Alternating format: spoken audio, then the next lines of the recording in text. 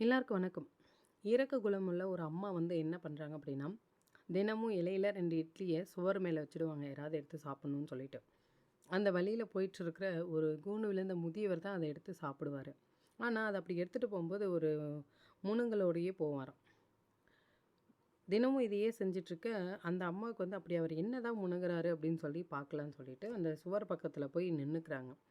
அவர் என்ன சொல்றாரு அப்படின்னா, "நீ செஞ்ச பாவம் உன்கிட்டயே இருக்கும். நீ செஞ்ச புண்ணியம் உன்னிடமே திரும்பும்ன்னு" சொல்லிட்டு, அந்த இட்லிய எடுத்துட்டு போயிட்டாரு.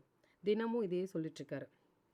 அந்த அம்மாவுக்கு வந்து அ ரொம்ப வந்து கோவம் வந்துடுது.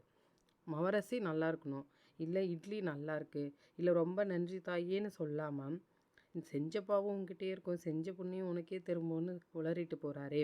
இவரு என்ன பைத்தியமா? இல்ல பரதேசியா? என்ன ஒண்ணுமே புரியலையேன்னு" சொல்லி அவங்கள திட்டிட்டு ரொம்ப மன உளைச்சலுக்கு ஆளாயிடுறாங்க.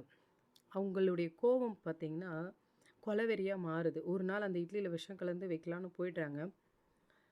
மனம் வந்து கலங்கி, நம்ம செய்றது தப்புன்னு உணர்ந்து, உடனே வந்து நல்ல இட்லிய அந்த சுவர் மேல வச்சுட்டு போறாங்க. அவரும் அதே முனங்களோட அந்த இட்லியும் எடுத்துட்டு போறாரு. சரி என்ன பண்ணுறதுன்னு சொல்லிட்டு அவங்களும் அமைதியா போயிடுறாங்க. அன்னைக்கு மதியம் பார்த்தீங்கன்னா, அவங்க வீட்டு கதவு அந்த பெண்மணியோட வீட்டு கதவு பார்த்தீங்கன்னா, தட்டப்படுது. வாசல்ல பார்த்தா ஒரு வாலிபன். கசங்கிய உடையோடு தள்ளாடியபடி நின்னுட்ருந்தாரு. வேலையோட தான் திரும்புவேன்னு சொல்லிட்டு, 1 மாசத்துக்கு முன்னாடி வீட்ட விட்டு வெளிய போனவர் தான் அந்த மகன். அப்போ அந்த மகன் சொல்றாரு, "அம்மா நான் வீட்டுக்கு திரும்பி வரும்போது என் பர்ஸு காணாம போயிடுச்சு. கையில காசு இல்ல. தெரிஞ்சவங்களும் கண்ணுல படல.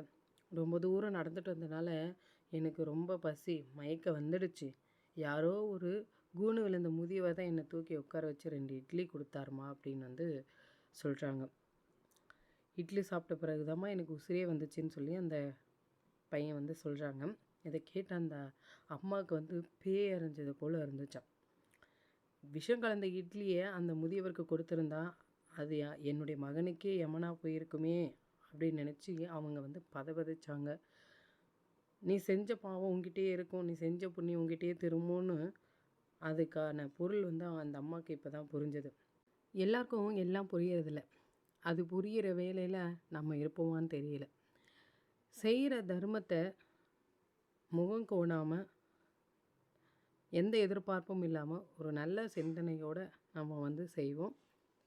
அந்த தர்மம் கண்டிப்பா நம்மள ஏதாவது ஒரு ரூபத்தில வந்து காக்கும்.